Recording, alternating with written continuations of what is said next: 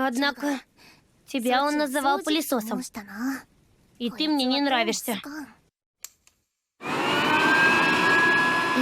Помню, каким громким ты можешь быть. Но бежать от тебя больше не стану. Начинаем нашу игру. Страшно. Тише, да тише ты будь. Тише, тише. Может, замолчишь наконец? Хватит, хватит, замолчи. Сегодня ей не сладко приходится.